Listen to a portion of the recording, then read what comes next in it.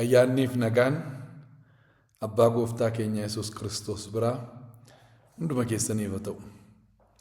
Waaqayyoon guddisnee galateeffannaa isa karaa ilma isaa Yesuus Kiristoos jaalala bara baraatiin isa nu jaallate. Jaalalli anu ittiin jaallatamne jaalala bara baraati. Jaalalli nu ittiin jaallatamne jaalala bara baraati. Bara baraaf nu jaallate Waaqayyo. Miirumaan nutti gore miti. Akeekaanii sagantaadhaan itti yaadameeti.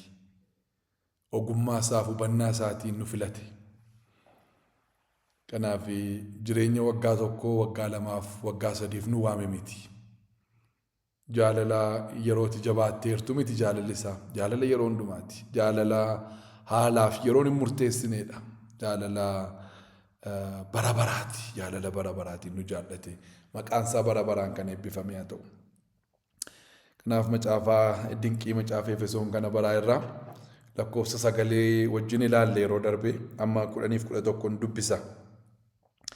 Barri murame yeroo guutetti Waaqayyoo akka ittiin fayyisuudhaaf akeeketti wanta bantii Waaqaa keessa jiru, wanta lafarra jiru, wanta hundumaas harka Kiristoos jalatti walitti qabe. Waaqayyoo wanti hundinuu akka akeeka isaatii fi akka fedha isaatiitti akka ta'u hin godhe. Nuyis immoo akka inni yaadee qopheessee of duraa qabutti karaa Kiristoos fo'amne. Kan nuyi fo'amne waa'ee fo'amuu keessa deddeebina gaa. Fo'amuu wanti caalu maal turaa miti. Fo'amuu maanni wanti fo'amuu caalu. Ati koo nama fo'amteedha. Nama 2-3 keessaa iyyuu nama tokko yoo fo'an ikkoo baay'ee namatti tola maal taatan isin. Kun ikkoo bara baraan fo'amne nuyi. Yeroo fo'amne immoo akka yaadee of duraa qabutti malee moqitti naanuma nutti hin gorre jechuudha. Kadhannaa namti keenya bakka itti tolee teessoo irraa ka'ee namti maqaa kadhannu maal hammatuun ka'ee nuun hojjeta maal kun. Waanti xinnoo tokko jechuudhaaf ka'ee na Waaqayyoodhaan. Hallelujah. Tun ka'ee nuun hojjetanni Waaqaaf lafa uumuuf hin kaane inni teessoo irraa. Yuunivarsiitii amma kana ga'u hojjechuufuu teessoo irraa hin kaane. Hallelujah. Akka itti fo'amte garuu akka inni yaadee of duraa qabutti. Gara itti keessan deebi'a kana eessa godhe? Caa godhe. Ammaadha lakkoofsi 10 barri murame. Barris muramtee mateessi barris. Waaqayyo Waaqa yerooti. Yerootti waa godha Waaqayyo. Yeroo isaa malee waan tokko hin hojjetu Waaqayyo. Hojiin Waaqayyo hojii borcamaa miti isinii galeera miti. Waama tokko sagantaa malee, akeeka malee waan godhu Waaqayyo. Amma mootiin Israa'el ni jalqabaa yeroo malee dhufe miti amma wanti yeroo malee dhufu waa'ee nama godhu yaada. Israa'el bakka mootii malee dhaniim ijoolleen Saamu'eel gadhee taanaanitu sila Saamu'eel nama dinqii akkasiitiin waggaa amma kana geggeeffamanii dhufanii ijoollee Saamu'eeliin geggeeffamuun hin yaadamu inni. Hin yaadamu bakka ijoolleen Saamu'eel gadheedha baay'ee. Hin baaneef ijoolleen. Saamu'eel nama dinqii sanaaf ijoolleen hin baane. Ijoollee gadhee gidduutti guddate ofiisaati Saamu'eeli. Ijoollee Eelii gidduutti. Ijoollee gadhee gidduu taa'eetu mucaa dinqii ta'e inni ofiisaati. Mucaa dinqii ta'e. Garuu ijoolleen immoo Saamu'eel immoo deebi'anii akka ijoollee Eeliidha ijoollee hin taane ta'an. Egaa abbaa firdiis ture raajiis ture inni gaafa dulloomeedhu bulchiisaa bakka yeroon isaa gaafa ga'eedhu ijoollee isaatiin biyya bulchaadhe ijoollee isaatti kenne. Yeroo mootiin itti mo'uun keenya waan ta'eef ijoollee isaatti kennaanii maal ijoollee kee kanaan hin bullu nu jedhani. Maal wayyaree naani akkuma biyyoota ollaa keenyaa nuyi mootiin nuufamoo bakka jedhani. Mootiin nuufamoo mootii moosifannee mootiin bulla malee nuyi bakka abbaa firdiitiin hin bullu ijoollee kee kanaan hin geggeeffamnu nu jedhani. Maal wayyaadhe Saamu'eel Waaqayyoon ennaani miti ana didanii anaan nan bushin jechaa jiru. Ani saba kana ofii kootiin bushuu barbaada. ollaa isaanii biyya ollaa hawwanii anaan buluu didaa jiru. Yeroo mootiin itti moo hin geenye ammootii moosisuudhaaf Israa'el irratti mootii moosisuudhaaf yeroo muree kaa'eera. Yeroo muramee kaa'ame sun gaafa ga'u nan moosifadhaanii mana Yeesayii keessaa Daawitiin qaba. Daawit ture yaada Waaqayyoo keessa kan jiru mootii Israa'el isa jalqabaa ta'uudhaaf. Hin didan isaan seera mootii itti hime. Seera mootii itti hime. Mootiin ijoollee keessan fuudhee qabeetu wattaadara godha. Waraanatti ijoollee keessan isin jalaa qabee waraanatti ergaa. Mootiin yeroo dhufu gibira isin kafalchiisa. Isin reeba. Haa ta'uu ijoollee keenyas qabee waraanatti ergu gibras nu haa kaffalchiisu nu haa reebusi waan barbaade nu haa godhu bakka nu mootii waan bullaadhan akka didanii na dhaga'uu didanii waan ta'eef kenniif waan isaan barbaadanidha. Waan isaan barbaadan kenneef malee Saa'oliin waan isaan barbaadan kenneef malee inni Waaqayyo muree kaa'ee yeroodhuma isaatti Daawit dhufee teessoo irra taa'ee Israa'eliin bulcheera. Maqaan Waaqayyoo bara baraan kan eebbifame haa ta'u. Waaqayyo Waaqa maaliiti? Waaqa yerooti. Waaqa yerooti. Galaatiyaa boqonnaa 4 irratti yeroon murame sun yeroo ga'etti Iyyasuus Kiristoos dhufee fannifamee jedha. Maaltu keenyaan yeroo murame waggaa 2000 dura gaafa dhufe Yesuus maal taanaan dhufe yeroon keenyaan dhufe yeroo sirriitti dhufe Yesuus. Yeroon inni dhufe suni yeroo sirrii. Amma yeroon ati itti gara biyya lafaa dhufte yeroo sirrii. Amma biyya lafaarra jiraachuun kee kuni yerichatu yeroo keeti. Isinii galee dhaloonni ati gidduurtu kuni dhaloota keeti. Bara kana keessa akkati dhuftu Waaqayyotu barbaada. Bara uummanni biyya lafaarra baay'ee kana keessa uummata biliyoonii 8 oltu jira bini addunyaa keenyarra. Bara Phaawulos fa'aa akkoo namoota muraasa. Bara Phaawulos fa'aa keessa teknooloojiin hin jiru. Isinii galee yaadame bara Phaawulos bara keenya moo yaada bara teknooloojii amma kana bara beekumsa amma kana bara namoota amma kana. Bara biyya lafarratti amma kana baay'atte kana keessa akka nuyi dhufnu Waaqayyotu barbaade. Dhaloota kanaa wajjiniin Waaqayyotu barbaade. Dhaloonni kun amma namoonni biliyoonii 8 addunyaarra jiran kun dhaloota kooti, dhaloota keeti, dhaloota kaffeeti. Dhaloonni kun dhaloota kanaa wajjin kaata'ati firdiidhaaf. Dhaloota kanaa wajjin kanatti dhiyaattu. Isinii galee dhaloota kanaa wajjin. Nu warri akka dubbii Waaqootti jiraannu dhaloota kanatti kan nuyi faran. Nohi dhaloota sanatti faradeedha macaafi. Utuu namni tokko iyyuu hin argamne ta'eeti qulqullummaatti namni jiraatu. Namni Waaqayyoon eeggatu, namni Waaqayyoon dhaga'u, namni Waaqayyoof jiraatu, namni hafuura qulqulluudhaan geggeeffamu, namni waanuma hin jirre keessa tole jedhee Waaqayyoon amanee Waaqayyoon duukaa deemu. Utuu hin jiru ta'eeti Waaqayyo bishaan badiisaa fiduu hin danda'u. Garuu dhaloota isaatti farachiise eenyu? Nohi. Dhaloota isaatti farachiise Nohi. Dhalootaan Waaqayyo farada. Dhaloota keenyaa wajjin qaanamma nuyi. Kanaafuu yeroon kun siif maanni yeroo murametti dhufte ammati. Yeroo murameennaan dhalatte. Gaafa immoo guyyaa kee fixxu immoo biyya lafaarraa immoo cuftee faayila keessa kan biyya lafaa kana immoo cufteetu hin deemta. Amma yeroon kuni yeroo keeti. Yeroo keeti maqaan Waaqayyoodhaa bara baraan kan eebbifame haa ta'u. Yeroo keessatti hojjeta Waaqayyo. Akkeedhu ogeessichi wanti hundumtuu yeroo qabaadha. Kolfii yeroo qaba, boo'ichi yeroo qaba, dhalachuu yeroo qaba, du'uu yeroo qaba. Isinii galee salphachuun yeroo qaba, ulfaachuun yeroo qaba.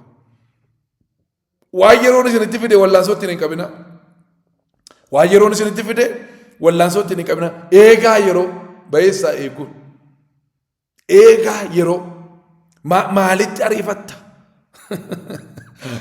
Yeroo eegdee yeroo keessatti koo waan Waaqayyo sirratti hojjechuu barbaadu hojjechuun baay'ee dinqiidha. Hin dursin yeroo Waaqayyoodha. Booddeetti nafines yeroo Waaqayyo yeroo murametti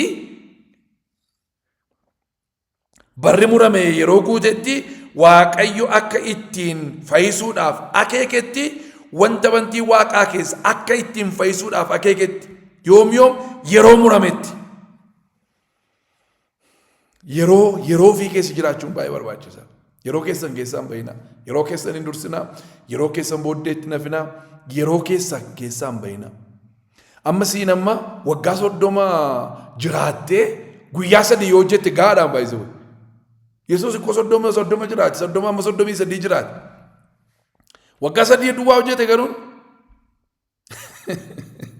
Waggaa 3 duwwaa hojjete waggaa 30 jiraate biyya lafaarraa waggaa 3 duwwaa hojjechuufitu waggaa 30 guutuu lafarra jiraate. Waaqayyotu nama ta'ee dhufee foonis akka kanaa keessa waggaa 30 jiraate. Meeqa hojjechuuf waggaa 3 hojjechuudhaaf. Nohi markaba waggaa 120 ijaare waggaa tokko duwwaa keessa taa'uudhaaf. Worsii godha. Waggaa 120 ijaare markaba Nohi. Waggaa 120 chaalenjii isaa laala. Waggaa 120 akkam akka namoonni nuffisiisu. Hojiidhuma inataa tokko waggaa 120 yaada markabuma wayii soofuu waggaa 120. Muu jaarsittiin kun immoo itti kaateedhu namoonnis yeroo inni gabbee kwa itti kaatee muu jaarsittiin kun jedhu biyyuma nagaatti bishaan badiisaa dhufanii markaba hojjeta hin maraate kun jedhuun maraannaa waggaa 120 waggaa tokko duwwaa keessa jiraachuudhaaf garuu Nohitu dhaloota kana hambise. Sababii Nohiif namni lafarra jiraadha. Sababii Nohiif namni lafarra jira. Sababii Nohiif uumamni lubbuu qabu hundumtuu lafarra jiraadha. Nohi markaba isaatti galfate. Markabi Nohi suni jannata Addaamin fakkaatti. Jannata Addaamisa dura. Jannata Addaamisa duraa keessaa namaa fi uumama hundumaatu wal faana jiraata. Sagalee wal dhaga'u. Markabi Nohi isa fakkaatti. Nama hundumaatti galchite bineensi keessara, bofti keessara, leenci keessara, hoolaan keessarti, reettiin keessarti, simbirroonni waaqaa keessaru, lubbu qabeeyyiin bishaan keessaa keessa jiru, wanti keessaa dhibeen jiru achi keessa. Namnis keessara, namni 8 achi keessa jira. Waggaa tokko guutuu achi keessaa walii wajjiniin, waliin nyaatanii, waliin jibbanii, waliin lolanii, kingidamii dhaddoon sun mootummaa. Waggaan kumni Yesuus Kiristoos dhufee lafarratti moosu akka kan. Caakkaadhaa bahanii galuu bineensonni hundumtu hin deebi'u waluma keessa jiraata. Horii qe'ee horii lagaa wanti jedhamu hin jiru hundumtu wal keessa yaa. Nama wajjin wanti hundumtu wal keessa yaa. Namni nagaatti jiraata. Daangaa jedhanii wal loluun hin jiru. Oromoo Amaaraa jedhanii wal loluun hin jiru. Mootummaa Yesuus Kiristoos waggaa 1000 bulchu mootummaa nagaati. Inni mootii nagaati jedhamee caafameera. Teessoo akaakilee isaa Daawitirra dhufee taa'ee biyya lafaa guutummaa bulcha. Biyyi lafaa guutummaan mootii tokko duwwaa qabaatti. Maqaan isaa bara baraan kan eebbifame haa ta'u. Haaleluyyaa. Inni kun maanni yeroo murame.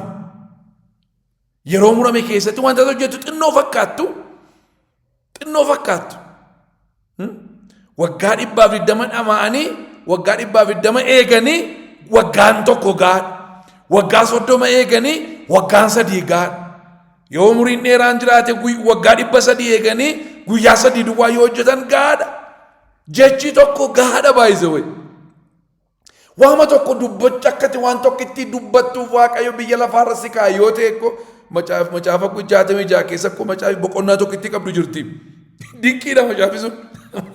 Macaafa Yihudaa. Boqonnaa tokko itti qabdi. Boqonnaa tokko barreessuuf taa'e namichi. Boqonnaa tokko barreessuuf ergamaa ta'e inni. Ergamaa ta'uudhaaf waggaa 3 isa fudhate Kiristoos duukaa deeme achi ba'ee tajaajila isaa godheera. Garuu sabiyyi macaafa gara gurguddaa barreessu kana boqonnaa tokko nyak godhee barreeffate inni. Haaleluyyaa. Faarfannaamti tokko hin ga'a jiran. Lallabumti tokko hin ga'a. Waan akkata hojjettuuf itti si erge gaafa guyyaan isaa ga'ee guyyaa isaatti hojjettu guyyaa tokkos guyyaa lamas waggaa tokkos waggaa lamas taatu hammati itti hojjettu suni hin ga'a. Karaatti citee waan jedhamu hin jiru. Hojii fixuuf jirta maleeti biyya lafaa kanarra waan biraa miti baay'ise. Hojii fixuudhaaf biyya lafaarra jirtaati. Kanaafuu wanti hundumtuu maal qaba? Wanti hundumtuu yeroo qaba. Yeroo boo'ichaa boo'uudhuma maal goore? Yeroo kolfaa kolfuudhuma. Yeroo ulfinaa ulfaachuudhuma yeroo salphinaa dabarsuudhuma ka. Dabarsuudhuma. Isinii galee wallaansootti hin qabne namni tokko falmachuudhumaaf sooshaal miidiyaa kanatti baabaka. An akkasumatti dhugaa koo dhokate dhugaa kee dhiisi yeroo barbaadetti bahu. Ati yiteefis hin bahu waan ta'eef. yeroo murame sanatti barri murame yeroo guutetti Waaqayyo akka ittiin fayyisuuf akeeketti qoricha tokkitti qaba Waaqayyo. Dhukkuba hundumaaf qoricha tokkitti, rakkoo hundumaaf furmaata tokkitti, gaaffii hundumaaf deebii tokkitti. Maa inni gaaffii hundumaaf gaaffii biiliyoonaan lakkaa'amuuf deebiin Waaqayyo Yesuus.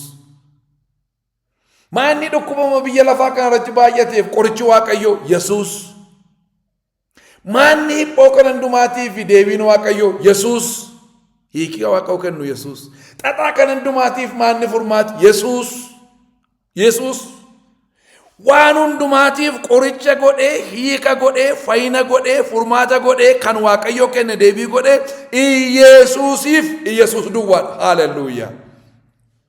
Yesuus duwwaadha. Qoricha Yesuus. Haaleluyyaa. Qoricha nama fayyisu. Fooniin fayyisa, lubbuun fayyisa. Ikoonomiin fayyisa, dinagdeen fayyisa. Biyyaan fayyisa, qilleensan fayyisa, dhalootan fayyisa. Wanti inni hin fayyifne hin jiru. Expiring good, expiration dating qabu qorichi kun. Overdosing qabu. Gaafa baay'ee liqimsitee ummootti ba'aa deemtu. Yesuusin. Qoricha Waaqayyoo, furmaata Waaqayyoo, fala Waaqayyoo, hiika Waaqayyoo, deebii Waaqayyoo kan ta'e Yesuus maqaan isaa bara baraan kan eebbifame haa ta'u. Akka ittiin fayyisuu barbaadetti barri murame yeroo ga'etti akka ittiin fayyisuu barbaadetti Waaqayyoo Yesuus Kiristoosiin maal godhe egaa? Yesuus Kiristoosiin maal godhe? Akka ittiin fayyisuu fi akeeketti wanta bantii Waaqaa keessa jiru, wanta lafarra jiru, wanta hundumaa harka Kiristoos jalatti walitti qabe harka Kiristoos jala galche. Waan eessaa waan Waaqarraa, waan eessaa waan lafarraa, waan kamiin waan hundumaa maal godhe? Walitti ishee qabeetu Yesuus Kiristoosiin jala galche. Haaleluyyaa. Jilbundinuu jedhe Yesuusiif jilbeenfata. Jilbundinuu, humni hundinuu Yesuusiif, aangoon hundinuu Yesuusiif, mootummaan hundinuu Yesuusiif, teessoon hundinuu eenyuufi? Yesuusiif. Gooftaan gooftotaaf, mootiin moototaa Yesuusiif Yesuus duwwaa ta'e hafa. Kanaaf akka mul'ati Yohaannis nutti mutti warri biyya lafaa kanarratti aangoo qabaatanii aangoo isaanii dhiyaataniitu siif malaadhaniitti kennu. Aangoo sana fudhatanii hin deeman. Aangoo fudhatanii jannatatti sin galanii aangoo fudhatanii si ooliin sin dhaqanii isatti kennu. Tokko tokkoon darbu. Mootonni kanaan dura mootii ta'anii biyya lafaa bulchan hundumtu, pirezidaantii ta'anii biyya lafaa bulchan hundumtu, piraayim ministeerii ta'anii warri biyya lafaa bulchaa turan hundumtu, warri jeneraalota maalota ta'anii maqaa isaanii baay'ateera ammatti dabalaatti isaan hundumtu aangoo sana ofirraa ciranii dhaqanii miila isaa jalatti gatu. Aangoo kan keetii jedhuun haaleluyyaa. Aangoo isa biratti walitti qabamee gala. Aangoon hundinuu mul'ate waan isin naqaa dubbisaa. Aangoon hundinuu walitti qabameetu kan saa duwwaa ta'a. Aangoon hundinuu walitti qabamee Yesuus Kiristoosiifitu dhaqee gala. Kanaaf maanni dee wanti waaqarraa, wanti lafarraa, wanti hundinuu walitti qabamee Kiristoosii ala wanti hafu hin jiru tokkoyyuu. Kiristoos keessattitu, Kiristoos jalattitu, aaboosaa jalattitu, barcumasaa jalattitu, jilbasaa jalattitu, aangoosaa jalattitu, wanti hundumtuu maal ta'a? Walitti qabama. Waggaa kuma sanni dhufee biyya lafaa irratti moottis kanuma ta'a.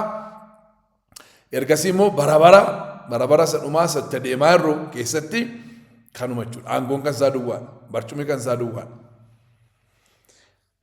Galanni bara baraan isaaf haa ta'u. Lakkoofsi 11 keedha. Waaqayyoo wanti hundinuu akka akeeka isaatii fi akka fedha isaatiitti akka ta'u hin godhe. Waaqayyoo wanti hundinuu akkamitti ta'a? Akka fedha isaa fi akka akeeka isaatti akka ta'u hin godhe. Ol utaaltus, gad deebitus, warri qattus, waan barbaadde aangoo barbaadde qabaattus wanti hundinuu akka fedha isaatiif akka akeeka isaatti ta'a. Akka fedha isaatiif akka akeeka isaatti. Waaqniif lafti kuni, yuunivarsiin kuni, uumama hundumtuu kuni akka inni itti uumame akka fedha isaatiif akka akeeka isaati. Isa uume kanas immoo dubbii isaatiin iddoo isaaniitti isaan eegeera, dubbii isaatiin isaan qabeera. Samiin achi kan teessu dubbii Waaqaa hin qabamteeti. Lafti akka inni as taa'u dubbii Waaqaa hin qabameeti. Galaanonni gurguddaan kun man'ee isaa keessa kan inni taa'u dubbii Waaqayyootiin qabameeti. Dubbii Waaqayyootiin bineensonni laga keessa taa'an dubbii Waaqayyootu qabeechi isaan kaa'ee jira. Akka dhufanii nama fixuu hin danda'an. Hin danda'an. Dubbii Waaqayyoo iddoo iddootti eega waan hunduma ishee. Dubbii Waaqayyoo waan hundumaa iddoo iddootti eega. Uumama isaa kana hin to'ata Waaqayyo firoota urjoota kana iddoo isaaniitti eega. Hin harca'an amma gaafti harca'uu isaanii amma ga'utti gaafa harca'an qabu amma gaafa harca'aniitti hin ta'u. Samiin kun gaafa akka waraqataatti marmaramtee baddu jira ammasitti hin teessi. Atamittiin dubbii Waaqayyoon eegamte. Dubbii Waaqayyootiin eegamte. Kanaafuu wanti hundumtuu attamitti ta'a akka fedha Waaqayyooti. Jireenya kee keessattis akka inni fedheef akka inni akeeketti wanti hundumtuu toora isaa eeggatee jireenya kee keessatti ta'a. Kanaaf rafii buli nagaatti. Rafii buli. Baay'ee fiiddeefis hin qaqqabdu. Suuta deemteefis booddeetti naftu. Waaqayyo akka fedha isaatiif akka akeeka isaatti jireenya keetiif kan barbaachisu hundumaa qaba.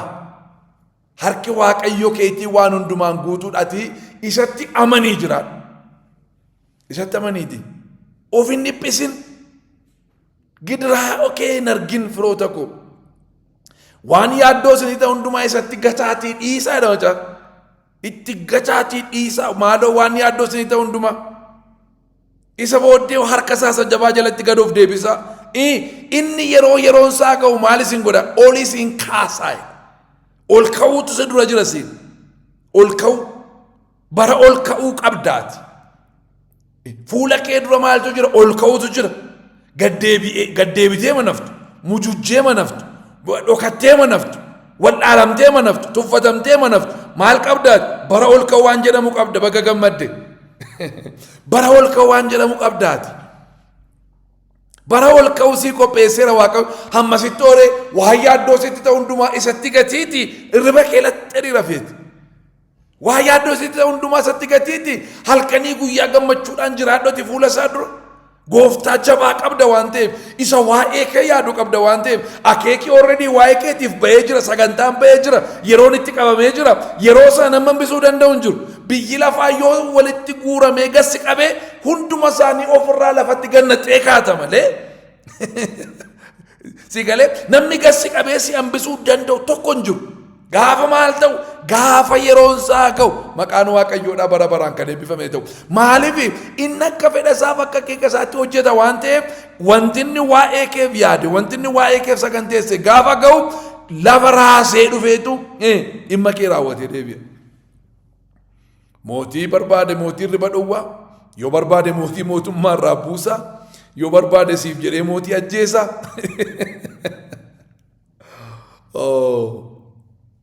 Mardokaayin moosisuudhaaf waan inni godhe yaada akka. Mardokaayin moosisuudhaaf. Isinii galee Aamaan jibbee ajjeesuu hin danda'u Mardokaayin. Aamaan fannoo qopheesseef ajjeesuu hin danda'u Mardokaayin. Rasaasuma qawwee qabaatteef nama ajjeesuu hin dandeessu baay'isuu.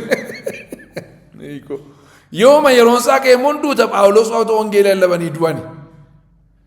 Du'a ulfinaa du'a salphinaa wanti jedhamu hin jiru. Garuutuu yeroon hin gahin hin danda'amu. Yeroon kootuu hin gahin ajjeesuu barbaaddi jirtiin kun jedhe Yesuus.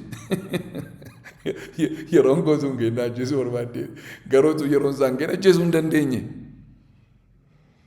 Gaafa yeroon isaa ga'u immoo amma ka'atta deemnaa. Amma itti deemnaa. Amma bakka yeroo isaati amma itti deemnaa kaa'e. Maqaan isaa bara baraan kan eebbifame haa ta'u. Kanaafuu akka maaliitti akka fedha isaaf akka akeeka isaatti Waaqayyoo jireenya kee irratti waan saganteesse waan raawwatuu fi ati waan yaaddoo sitti ta'u isatti gatiiti jireenya nagaaf gammachuu qabu Waaqayyoo keetii wajjiniin jiraadhu.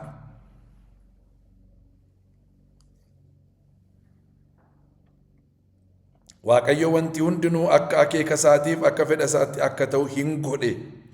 Nuyis immoo akka inni yaadee qopheessee of duraa qabutti karaa Kiristoos Yesuus maal taane hin fo'amne. Attamitti fo'amne nuyi? Akka inni yaadee qopheessee of duraa qabutti hin fo'ameen. Akka inni yaadee qopheessee of duraa qabutti fo'amte ati.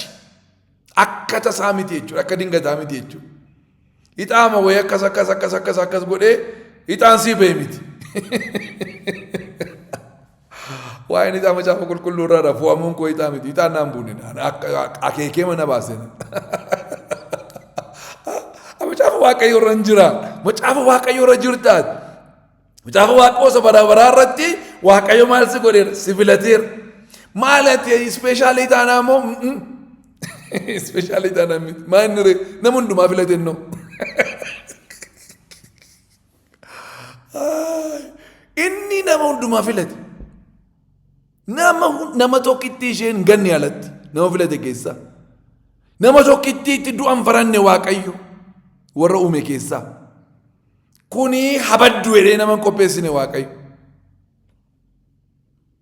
Inni ofii keetii filannoo mataa keetiitiinitu badiisa filatta malee Waaqayyo nama hundumaatii fi jireenya, Waaqayyo nama hundumaatii fi ulfina kan inni file. Kottaan aduukaa jiraadhaadha. Iddoon isinii qopheesse jireenya bara baraa keessa, iddoon isinii qopheesse jireenya koo keessa kottaati jiraadhaa. Anaa wajjin bara baraan akkasin jiraattanan barbaada jedheetu hunduma keenya macaafa isaarra nu kaa'ate, hunduma keenyatu filatame, hunduma keenyaaf Yesuusiin kenne, hunduma keenyaaf dhiigi dhangala'e, hunduma keenyaaf du'e, hunduma keenyaaf awwaalame, hunduma keenyaaf du'a keessaa ka'e, hunduma keenyaaf ol ba'e, hunduma keenyaaf deebi'ee dhufe. Hafuurri qulqulluun immoo Hafuurri qulqulluu har'as hunduma keenya tajaajilaa jira. Waldaan kan hunduma keenyaaf lafarra jirti. Wangeelli kun hunduma keenyaaf kenname. Fudhachuuf dhiisuun immoo waan keenya. Kan nuyi itti adda baane jechuudha. Fudhachuudhaa fi fudhachuu dhiisuu irrattitu maal taane gargar baane irraa kan hafe Waaqayyo maal godhee akka nus immoo akka inni yaadee qopheessee of duraa qabutti karaa Kiristoos Yesuusii fo'amneerra jedha. Lakkoofsi 12 nuyi warra duraan dursee Kiristoosiin abdii godhanne ulfina isaatiif galata akka taanuuf nu fo'ate. Amma gaalaa garaagarummaan asitti dhufe.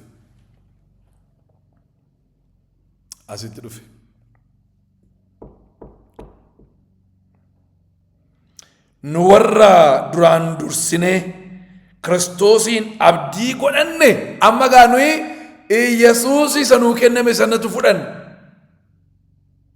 Yesuus isa nuu kenname qoricha Waaqayyoo Yesuusiin isa maal goone isa fudhanne isa abdii godhanne karaa isaa fayyina bara baraan argadhaa jennee abdanne.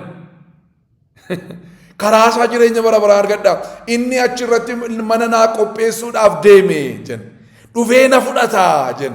Anaa wajjin jira amma dhoo biyya lafaatti immoo anaa wajjin jira jen. Hin abdanne Yesuusiin. Nu warra isa abdannee fi waa warra kaaniif hin taane waan tokko godhame egaa. Nu warra isa abdannee fi ulfina isaatiif galata akka taanuufitu nu fo'ate. Amma gaa nuuni ulfina isaatii fi galata akka taanu aarsaa akka taanu. Isinii galee aarsaa akka taanuuf galata akka taanuuf eewuudhaaf isaaf ulfina isaatiif ulfina eenyuuf ulfina Yesuusii fi maal akka taanuuf galata akka taanuufitu nu fo'annaa addaati gaanni kun. Sana hundumatu fo'ame. Yeroo hundumtuu fo'amu rispoondii barbaada, deebii barbaada. Fo'amuun sun waamichi inni jalqabaa sun ni Waaqayyoo nama hundumaaf yaada gaarii yaade suni yaadicha fudhachuu barbaada. Na fudhadheen jedhe namni tokko. Isaanii Yesuusiin abdii godhatan. Yesuus isa Waaqayyoo kenne kanatu abdii godhatan karaa isaa fayyuu nan danda'an jedhanii amanan. Inni na fayyisa jedhaniitu abdatanis. Inni na gargaara haala hundumaa keessatti. Inni gooftaa kooti, inni mootii kooti, nan gatu, nan dhiisu, na bukkeen darbu, waa'een koo isa dhiba jedhaniitu abdii godhatan abdiidhaan jiraachuu jalqaban. Abdiidhaan jiraachuu jalqaban isaan. Isaanii maal godhee ulfina isaatiif ulfina Kiristoosiifitu galata ta'an isa. Kakuu haaraan waan dinqiidha jedhan. Kakuu haaraa keessatti warri kakuu haaraa tokko luboota. Lubi maal godha aarsaa dhiyeessa. Luboota Phexros akka dubbatutti luboota nu. Isa duwwaa miti. Roomee irratti immoo Phaawulos akka dubbatutti dhaqna keessan kana aarsaa jiraataa goonee Waaqayyoof akka dhiyeessinuuf jedha. Aarsaadhas immooti. Lubasi aarsaa dhiyaatus immooti nuyi. Kan duwwaa miti. Nuyi dhagaa taanee mana Waaqayyoo taanee ijaaramuudhaaf immoo amma luba aarsaadhaa fi mana aarsaan keessatti dhiyaatudha kan barbaachisu. Bara kakuu moofaa keessa. Manni barbaachisa. Wanti aarsaa dhiyaatu hoolaan aarsaadhaan barbaachisa. Lubi immoo aarsaa dhiyeessuun barbaachisa. Waan sadii. Amma sadanuu si ta'e. Sadanuu nu ta'e. Mannis walitti dhufneetu dhagaa jiraataa nu godhe Yesuusi. Dhagaa jiraataan kun walitti dhufee maal ta'e? Mana ta'e. Mana maalii? Mana Waaqayyoo. Mana aarsaan keessatti dhiyaatu. Nummoo maal taane deebinee aarsaa taane Roomee keessatti immoo aarsaa taane. Aarsaanii anoo malee hoolaa miti amma. Aarsaa na godhe anaan. Eeyotu immoo dhiyeesse. Anuma dhiyeesse. Dhaqeen paasterii barbaacha mandira keessa joora miti. Aarsaa kan dhiyeessus anuma. Sadanuu anuma. Sadanuu si'uma. Haaleluyyaa. Amma sitti maannedhee ulfina isaatiif galata taanedha. Aarsaa taane jechuudha. Ati amma isaaf maanni isaaf aarfamtee taate. Amma inni foolii hoolaa qalamee ciinca'uu wayii barbaada miti amma. Dhiiga hoolaa wayii barbaada miti. Dhiiga caalu argateera. Dhiiree sumatu amma erga qulqullooftee dhiiga isaan dhiqattee erga qulqullooftee aarsaadhuma jiraataa taateetu ati luba mootummaa luba mana qulqullummaa taatee ati mana qulqullummaa hafuurri Waaqayyoodhaa keessa jiraatu mana qulqullummaa aarsaan keessatti aarfamus taatee ati akkati jiraattu Waaqayyo barbaada. Maqaan Waaqayyoodhaa bara baraan kan eebbifame haa ta'u. Waan ta'e gartanii asitti. Karaa Kiristoos fo'amneerra nuyi warri duraan dursinee Kiristoosiin abdii godhanne ulfina isaatiif galata akka taanuuf nu fo'ateera. Isinis immoo ergaa dhugaa wangeelaa fayyina keessan karaasaa dhageessanii isin warri dhageessanii itti amantan hafuura qulqulluu isa abdachiifameen mallatteeffamtaniittu jedha. Eelaan kunis addanu godhe. Isinis immoo ergaa dhugaa wangeelaa fayyina keessanii. Ergaan kuni ergaa dhugaadha. Ergaa dhugaa. Ergaa sobi keessan jira. Ergaa dhugaa wanti namni dhaga'u irra jiraatu isa kana. Inni kun ergaa dhugaadha. Macaafonni biyya lafaarra jiran kanarraa kana fi dhugaa miti. Macaafni amantii baay'eenis jira. Falaasamii namaas jira. Saayinsiinis jira. Waan barbaadan jedha. Macaafi dhugaan macaafa biyya lafaarra jiru keessaa macaafi dhugaan kanaaf kana duwwaadha. Ergaa nuyi dhageenya ergaa maaliiti? Ergaa dhugaadha. Ergaa sobi keessan jirre ergaa dhugaa. Kuni jalqaba isaatti hamma dhuma isaatti ergaa dhugaa. Ergaa dhugaadha. Kun 66 wangeela keessadha. Wangeelli 66 kuni maal baata? Ergaa dhugaa. Wangeela fayyina keessanii, wangeela fayyina keenya. Wangeela kanarraa nageen waa'ee Kiristoos hin agarreen Yesuusin. Hin agarreen. Akka Phexros faattis hin agarree yeroo inni biyya lafaarra ture. Akka Phaawulositti mul'atetti natti mul'anne anaan. Hin agarreenis. Maa inni ree kaffe ankaran dhageelaa kan. Kun maa inni wangeela fayyina kooti. Attamitti barte akka fayyitu kana natti hime. Akka fayyuu ana sirraan dhage. Kana natti hime akka fayyu. Amman beetta fayyuu kee yoonaa jettanii my goodness. Persentiidhaan yoonnan kaadhe persentii meeqa duree jiran. Maatamitti hirkiteenyaa taate macaafannaan jedhe. Macaafni kun maa inni wangeelli kun maan wangeela fayyina. akka namni ittiin fayyuuf kan Waaqayyo namaa kenne, akka namni ittiin fayyuuf kan Waaqayyo namaa kenne.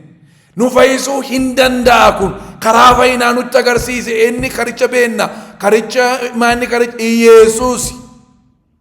Kun dhugaadha, maanni dhugichi Iyesuus. Akkamittiin inni Waaqayyoon argeen Yesuus keessaani. Maqaan Iyesuus bara baraan kan eebbifame haa ta'u. Wangeela maalii qabnaa? Wangeela fayyinaa.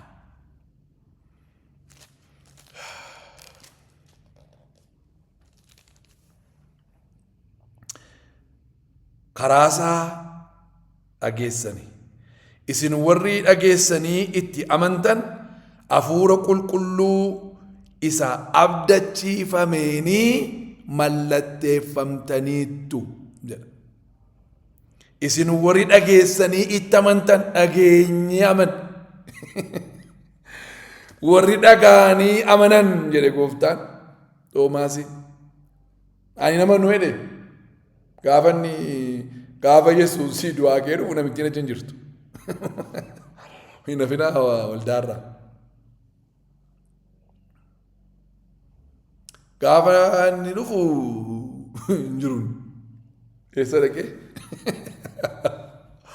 Hin jiru namichi. Gooftaa argineedhaan baa. Hin amanu hin jedhu. Amma quba keessa galcheessa waraana misana ilaaluutti hin amanu hin jedhu. Nu fedheebi maqaan isaa eebbifamu. Toomaasitti abdiin kutatu Yesuus. Toomaas kottu kee kaa ilaale. Ani tuqamuun ture kottu keessa kaa ilaale. Gooftaa koo mootii koo jedhe. Warratu hin argin amanesi caalaa jedheen. Nuyi hin argineenis qubas keessa hin geenye. Hin argineenis maaddiis wajjin hin nyaanne. Maqaan isaa bara baraan kan eebbifameetu. Maal dhageenye? Kana dhageenye. Warri kana dhaga'anii amananii. Warri kana dhaga'anii amananii isaan maal ta'aniiru? Isa abdachiifame. Isa maal ta'e? Isa abdachiifame. Hafuura qulqulluudhaan mallatteeffamaniiru. Maqaan Waaqayyoo bara baraan kan eebbifame haa ta'u. Mallatteeffamneera nuyi warri dhageenye amanne.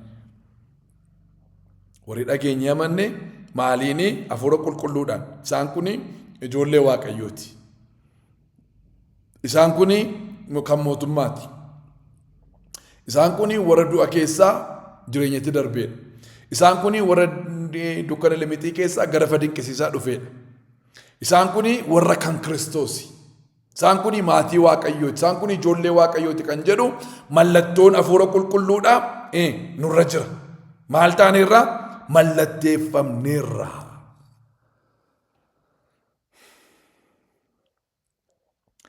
Hafuurri qulqulluun immoo warri kan Waaqayyoo ta'an galata ulfina isaatii fi yeroo furamanitti wanti nuyi argachuuf jirru qabdii keenya. Wanta nuyi argachuuf jirruuf qabdii keenya. Warri hafuurri qulqulluun immoo warri kan Waaqayyoo ta'an galata ulfina isaatiif yeroo furamanitti wanti nuyi argachuuf jirruuf qabdii keenya.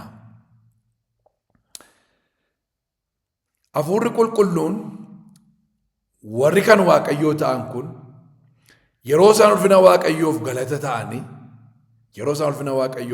ta'anii waan isaan argachuuf jiranii fi maanni qabdiidha kun. Qabdiidha. Qabdii kaffaleeraan jenna. Qabdiin kaffalameera ankoo. Kaffaleeraatu hin taane ankoo kaffalameera qabdiin. Iddoo naa qophaa'eef qabdiin kaffalameera. Kunoo darrasanyiisa. Kunoo mallattoosa. Mallatteesseera hafuurri qulqulluun. Naa kenneera. Qaba waraqaa. Hafuurri mallatteessee naa kenneera. Biyya lafaarra yeroo hafuurri ture anis achi hin ture. Yeroo sana hafuurri qulqulluun kunoo naa kenneera. Kanaafiyyuu ani biyyichaa fi nama seera qabeessa itti galuudhaaf hafuurri qulqulluun kunoo saayinii godhee naa kenneera. Hafuura qulqulluun isaa inni godhee naa kenneera. Galanni isaa kan Waaqayyoo haa ta'u. Nuyi ulfina isaatiif galata. Ulfina Waaqayyoof galataati. Galateeffachuudhuma duwwaa miti hojiin kee. Atumtuu galata. Atumtuu akkuma jirtuttuu ulfina Waaqayyoof maal taateetta? Galata taateetta. Ulfina Waaqayyoof yeroo lama kun as keessatti tokko gaafa isa abdattetu ulfina Waaqayyoof galata taate. Lammaffaan immoo gaafa hafuura qulqulluudhaanii mallatteeffamtetu bakka galata taate Waaqayyoof ulfina isaatiif galata taate. Ati galata ulfina Waaqayyoof maqaan Waaqayyoo galateeffamu kutaa itti aanutti deebinee wal agarra.